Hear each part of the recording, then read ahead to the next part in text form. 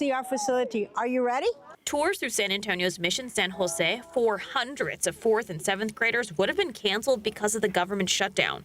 And then we're going to go into the church. But thanks to a group of volunteers, the show goes on. They're scheduled in advance. The conservation pays for these trips to bring school groups in, and once they arrive, they greet them, welcome them, and then they're taken in, and the tours are usually conducted by the rangers. Mission San Jose is one of the many federal parks that's been closed since the shutdown, furloughing the park rangers who run the site. Hi. You might find a parking spot right in the front. Notice the empty park ranger spots, only to walk up and find out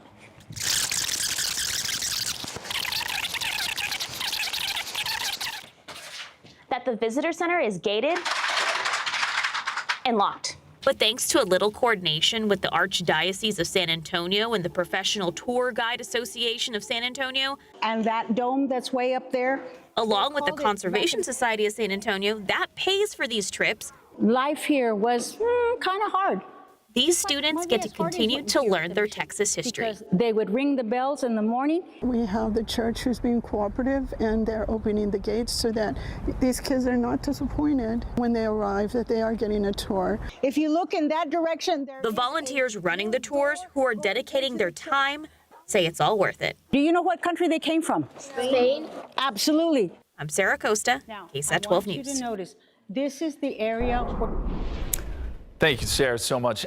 You got to love San Antonio. The history is so great, and I love that story. I love that they're still staying with it, and those kiddos are getting all the information they need. All right, outside right now, we've got blue skies, and it is beautiful. 67 degrees at this hour, and also 67 in New Braunfels, 68 Converse, 63 right now. Bernie, looking at the winds, generally out of the southwest, 5 to 10 miles per hour. Southwesterly winds, as you know, is a warm wind for us. It tends to bring those temperatures up pretty rapidly, and I think that's exactly what we're going to be dealing with. 73 by next hour, 78 at 11 o'clock, 83 by noontime, and we're all the way up to 89 this afternoon, which is, yes, record warmth. This evening, down into the 70s by 7 o'clock, 72 at 8 p.m., so a pretty mild evening by November standards. If you're going to any of the football games, just one. For example, here, Judson versus Clemens. That's at Linhoff Stadium. You'll see temperatures in the 70s. Most of the game, maybe slipping into the 60s by the end of the game, but pretty ideal. Not too warm, not too cold. Good stuff for early November, quite honestly. Now, the weekend, everything changes. Saturday is going to be warm, too. 88 degrees. We get near record heat. But Sunday, the front comes through pre-dawn Sunday. So when you wake up on Sunday, it will be cooler. It will be very windy. Temperatures will start off in the 50s, but they hardly warm. We're only talking about a high of 67 during the afternoon on Sunday, and that's with full sun. So this front is going to be pretty potent, but I think probably the biggest story of all is going to be the wind with this front. So pre-dawn, the winds start to pick up, and then you'll see them rapidly gain strength as the sun comes up. And we'll get some gusts 40 to 45, I think. So anything that you don't have tied down outside, those inflatables, for example, they will fly right away with these kind of winds. And it will take some time, but these winds will subside. And by Sunday night, they'll fall far enough to where it will allow for some chilly temperatures by Monday morning. Because remember, the winds tend to stir up the atmosphere, and they can kind of keep in some heat sometime. But once those winds die down, yes, by Monday and Tuesday morning, it will be quite cold. With the winds, the other side to all of this, you combine that with the very dry air that we're going to see, and these dew points drop off in a big way. It presents a pretty high fire threat. In fact, very high is what the Texas A&M Forest Service is calling it. And this red area here is extreme. So that is the top of the list here, the worst it can be when it comes to that kind of danger. So we just got to be so very careful on Sunday. Sunday is going to be the day for fire concerns. All right, let's go up to Canada now. We looked at these temperatures yesterday, about the same. We're still seeing some negative numbers up here, but this chunk of cold air is starting to move, and it will be on the move. It will push south into the United States. Now, we're going to see kind of a glancing blow, right? So the chunk of cold air shifts east by Tuesday morning. And we've already got high pressure building back in. So it's going to be one of those situations where we get a couple cool days and then we rapidly warm back up. As far as temperatures are concerned, though, I mean, you're talking about a 20-degree drop there on Sunday, 67. And it is Monday and Tuesday morning that I think will really put a chill in the air. 37 Monday, 37 on Tuesday. And coming up next half hour, I want to look at the numbers around the rest of the viewing area because there will be some spots that get down close to freezing both Monday and Tuesday mornings. So it'll be important to watch those numbers. But yes, be prepared for those gusty winds Sunday. Don't let your turkey or whatever you have decorating your yard blow away. A big old turkey.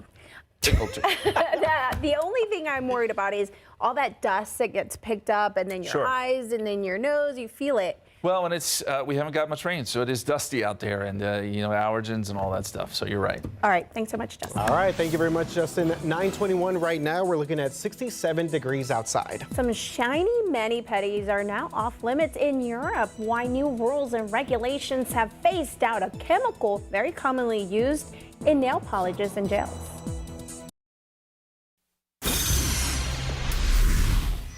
The European Union recently banned a key ingredient in many types of gel nail polish called TPO. TPO helps gel nail polishes harden and set quickly under UV light for a beautiful, long-lasting mani-pedi. But EU regulators have taken products that contain the chemical off the market based on animal studies suggesting possible toxic side effects like allergic reactions, skin irritation, and more seriously, harm to fertility. Until further study, the risks from TPO are theoretical. It is not clear that TPO or gel nail polish pose a threat to your health at current exposure levels. For now, TPO is still allowed in the U.S. and in your gel nail polish. But if you'd prefer to steer clear, ask your salon to use a product that is TPO free and talk to your doctor if you have concerns. With this Medical Minute, I'm Melissa Adon. All right, there's some good information out there. Yes, yeah, absolutely. Time right now, 9:26, 67 degrees out there. There's a lot more ahead on GMSA at 9. Yeah, including this story that I worked on. A local mother speaking out this morning after the tragic death of her daughter in a crash. What the message that she has for anyone that's going to be hitting the roads this weekend. And in the final part of our Crime Lab backlogs, Courtney Freeman explores DNA cases and why they're backed up in 3 divisions. Welcome back to GMSA at 9 o'clock, 9:30 on this Friday morning. We have a question. What is going on with the DNA cases? This is the final story this week about backlogs at the Bexar County Criminal Investigation Lab. Our Courtney Freeman found out that there were cases backed up in all 3 divisions, and she's looked into each one, starting with firearms and drug seizures. And this morning, she's focused on DNA cases that need to be analyzed. If DNA from a crime scene in Bexar County needs to be analyzed, it's sent here to the Bexar County Criminal Investigation Lab. Cases that affect public safety are prioritized, like we saw recently when a suspect was arrested in 63-year-old Stacy Dramiga's murder case. But hundreds of other cases that aren't at the top of the list are backlogged.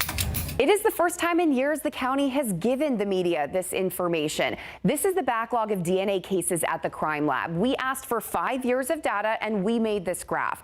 The most obvious point clearly right here. This is June of 2022 when it spikes. So I got to ask the lab director, what happened? June 2022 is when we switched technologies. We changed our analysis technique. It's very consistent across the board. There's a reason that's a best recommendation, but that also takes longer. Lab Director Orrin Dim says it now takes 6 weeks to test each piece of evidence. That's a problem when it comes to backlog, since the federal definition is any case unworked after 30 days. That 30-day definition is baked into federal grants and how everything's been done, so it's not changing. So technically, every DNA case is going to be backlogged. But there is another reason for the spike, and that's staffing. The county gave them more employees to tackle the backlog. But in January 2025, these numbers start rising again. Turns out the lab lost 3 employees, so adding staff became the answer again. For October, we're coming back down again, and our backlog dropped from 388 to 349,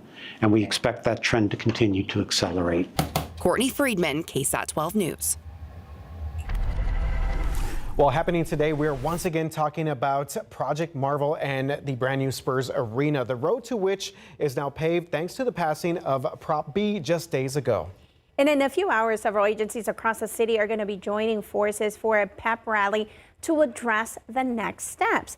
Central San Antonio, Visit San Antonio, and District 3 will unite on the steps of City Hall to recognize the passing of Propositions A and B. And Mayor Gina Ortiz-Jones is expected to be there as well. There will also be a question and answer session, an opportunity. This all starts at noon and runs for just about a half hour until 12:30.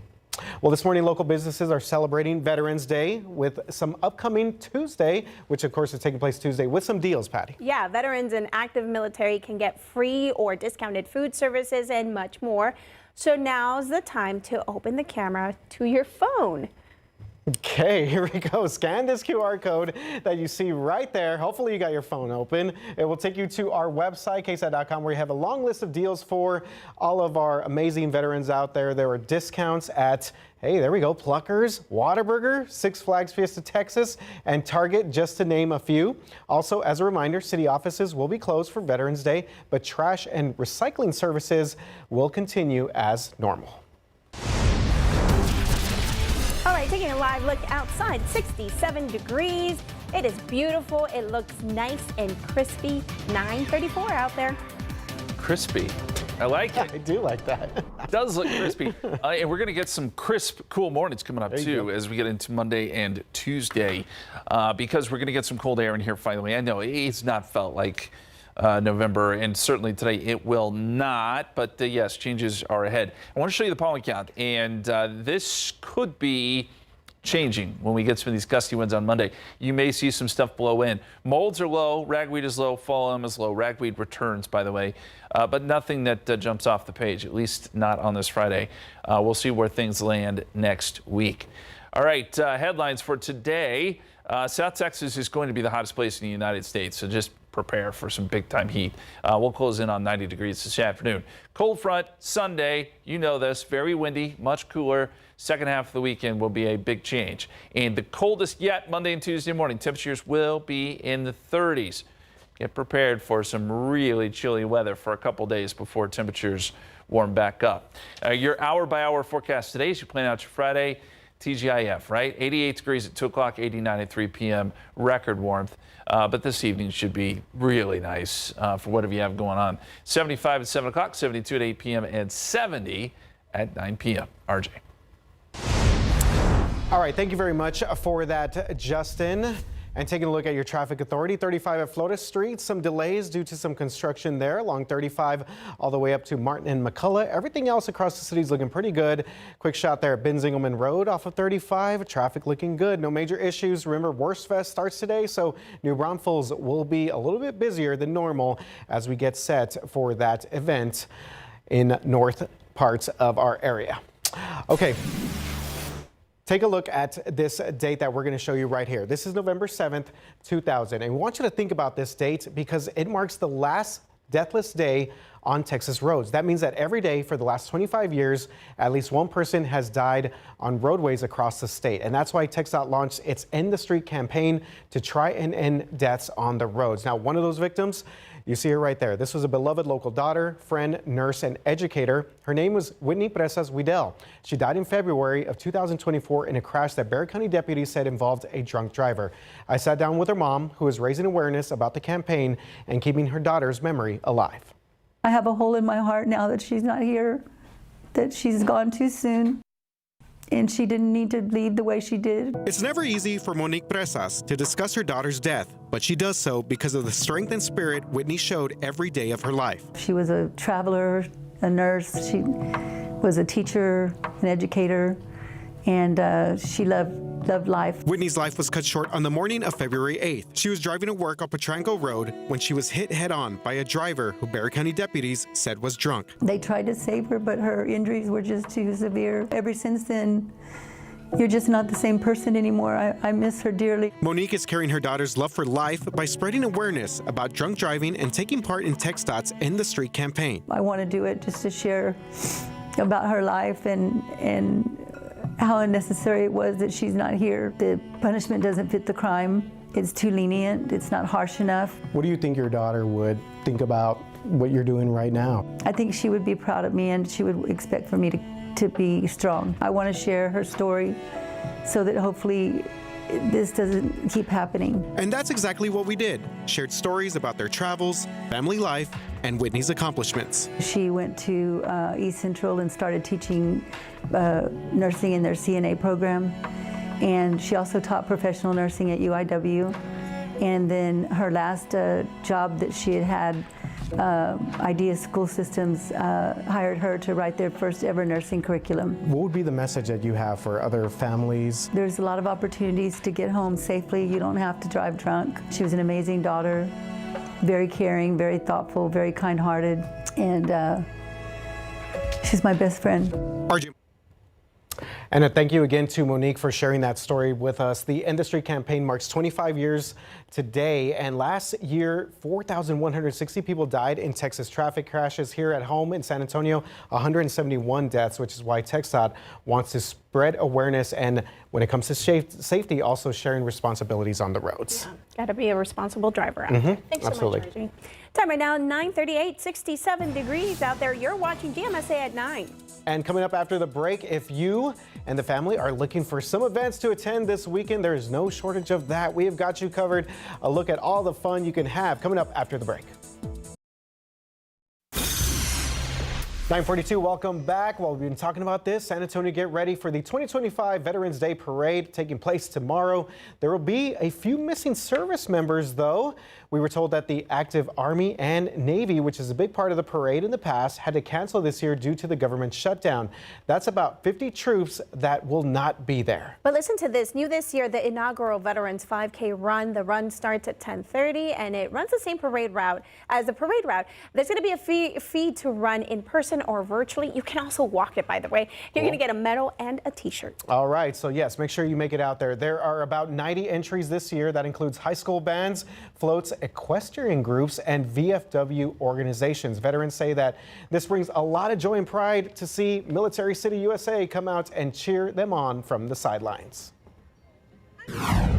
So for us, we all remember that very first day when we all went to boot camp, did our military service, got out, and just the immense amount of pride that we have, and that I like to share with other service members. I happen to be in the Marine Corps, and this year, along with the Navy and the Army, it's our 250th birthday. That is exciting. It's fun. Happy birthday to them. The parade starts at noon at Milan Park. It's going to go down Houston Street, turns at Jefferson to Veterans Memorial Plaza. You might want to take a folding chair, maybe a blanket. We don't know. Head to KSAT.com for more information and times. And also tomorrow from 10 a.m. to 1 p.m., Mission Marquee Plaza is hosting Dia del Árbol, San Antonio's Texas Arbor Day celebration. San Antonio Parks and Recreation will give away over 1,200 free native drought-tolerant trees to help grow our city's urban forest and make our environment a little healthier. Yeah, this is a very popular event. There will be fun activities like a nature playground, a tree sapling station, an art lab, science demonstrations, and even, all right, a birds of prey show. That caught my interest right there. That's pretty cool stuff. Bird watching already. Yes, bird watching, tree watching. They have 1,200 trees, but I guarantee you they go fast. They do. Oh, go they fast, do. Yeah. They line up. Yeah. Yeah, it's, you know, who doesn't want a tree? You know, the kind of trees I want are the kind that change, like the maples, you know, change colors, but. Yeah, this is not a great place for that. It is not. But Los Maples, you make a great point, Patty, is a great spot if you want to go visit, and we're getting some new updates here. So what they're saying now, and this is according to the Facebook page if you want to go check it out, but they're starting to see good color, and they believe it will peak within the next week and a half, maybe 2 weeks. And so you can see, there we go, starting to see some of the color there along the riverbanks, and so some of the maples are going to start presenting these bright colors. And, you know, with this cold front coming up on Sunday, it should help a little bit more too. But make sure you make your reservations. As always, these things book up pretty quickly if you want to head out there.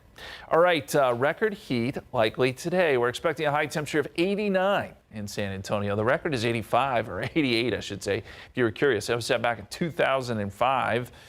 So, you know, it's going to be warm, and I think a lot of places will be approaching record levels. Satellite picture shows that we still do have some of this fog hanging on, and now we're getting a good view of it via our visible satellite imagery, but look how quickly it's shrinking. And this is what happens this time of morning. You get the sun and it just kind of melts it away. But right around Hondo, still seeing a little bit of fog there, Medina Lake. I think the rest of those areas, only Highway 90, the fog will rapidly improve. And I would be willing to bet by the end of the show that fog will almost be gone. And San Antonio certainly has not seen much here. All right, dew points. Somewhat, I'm not going to call it muggy, but humid today and tomorrow. Front comes through, and when I tell you the humidity drops off, we could see dew points in the single digits by Monday. That's as dry as it gets around here. That's the kind of weather where it's so dry that if you touch something, it'll shock you if you're not careful. But Sunday is the day I'm looking at because dew points fall pretty rapidly during the day on Sunday, and we combine that with those gusty winds that we've been talking about for several days now, gusts up to 40 miles per hour on Sunday, and the fire danger is a real thing. Also, the colder temperatures, a large portion of the country now is going to get a shot of colder air. And I feel like we've been missing this for most of the fall, but this is a legitimate front, and you're going to get cold air all the way down into parts of Florida, South Texas. Look, on Monday, we're only going to be about 5 degrees below average, but the core of the colder air is going to make a big difference, is my point. And I was looking at some of the forecasts down there in Florida, and they're calling for the falling iguanas. It will be cold enough there. It happens every year. The iguanas get stunned by the first cold snap, and then they fall out of the trees, and you got to be careful. But at any rate, the daytime highs here in San Antonio, again, 89 today, 88 tomorrow, which is near a record too, down to 67 Sunday, 63 Monday, 72 on Tuesday. These numbers are doable, but I think Monday morning is one that a time frame where we've got to be really careful here. San Antonio, we're forecasting 37. I don't think we'll get down to freezing here in town, but there will be some spots across the hill country that do. 33 Kerrville, 32 Fredericksburg, 32 in Rock Springs, and even some outlying areas around San Antonio could get down to freezing. No precipitation or anything like that. We're just talking cold temperatures here. Let me be very clear. But Monday morning will be very chilly, and so too will Tuesday morning. So 88 degrees tomorrow, 67 on Sunday, 63 Monday, 72 Tuesday. It does rapidly warm back up. We return to the 80s by Veterans Day, and our 70s on Veterans Day, 80 on Wednesday, and 82 by Thursday. All right, thank you very much, Justin. And another reminder, last weekend of high school football, the regular season. Is it Can you really? believe I did that? not know that. Wow. Where did it go? Where did it go? Because one of our directors, Robert, was talking about the Frontier Bowl. Harlandale-McCullum, big rivalry game on the south side later on today. Yeah, okay, good stuff. All right, so we've been talking about Worst Fest, right? There's a group of people out there that are enjoying it already. Let's check in with SA Live. Yes, we definitely go check out Worst Fest for you. But what we want to talk about real quick is, that show on Netflix, Squid Game, right? And then there's the reality show Squid Game, the challenge. So that got us thinking. Very popular, okay? We're going to meet some of those players on the show today. Yes, we are. Yes. Now, the Squid Game challenge, there's $4 million, right, in prizes. So the question is, would you guys participate? That's a lot of money, but a lot of challenging games. So would you guys participate? 100%. It's a no-brainer for me. Give me all the Squid Games. Give it a shot. Absolutely. That kind of money? I love that. I'm good. Patty's like, no, we're good. I'm waiting for you, Patty. I'm like, what about Patty? Okay. Yes. Okay, all good. Okay, so we want to know, would you, of course, compete in Squid Game, the challenge? Scan that QR code and let us know. And remember, you need to be brushing up on all your kind of childhood games, that you play, right? Yeah, you do. Okay. Yeah, you do. And guess what? We've got two of the people who competed, really, and they're locals here. We got Jacob and Steven. So you guys actually competed. I really need to know what was the most challenging part. I would say the pentathlon. That was probably the most stressful, I think, challenging game that we both played. You essentially strap each other to both legs together, and you walk through a course of games, and it's just a very stressful thing to rely on your teammates for to keep you alive. So there were, 6 of you strapped together by the leg? Yeah, there were 6 of us strapped. So I would say besides that, the hardest thing was eating the porridge. It had absolutely no flavor whatsoever. Everyone's trying to eat it in the games, and yet people almost throwing up, barfing. So it was a great time. Oh, sounds lovely. Sounds lovely. You know, it is is lovely and relaxing, a facial. Yes, that is. Yes, it is. And we are taking you to a local med spa. And our photographer, well, he's going to get the full treatment. And I can't wait just for you to see what comes out of that. Yes. And it kicks off today. So grab your lederhosen and bring your appetite. You're going to see what's new this year for Worst Fest. Yep, I know everybody's excited about that. And you know what else is exciting? IKEA and Best Buy. Well, you don't usually hear those two in the same sentence. They have an awesome combination just in time for holiday shopping. We're going to tell you all about it. And we're going to show you how to slay high fashion on a budget with vintage flair. So Yep. it's all sustainable fashion. And I'm going to show you Robert, our producer, out here right now, because he's standing by. We are going to do our own Squid Game. And it doesn't involve porridge, but it does involve a gun, and we've got donuts. Water gun, yes. Stay with us. Oh, no.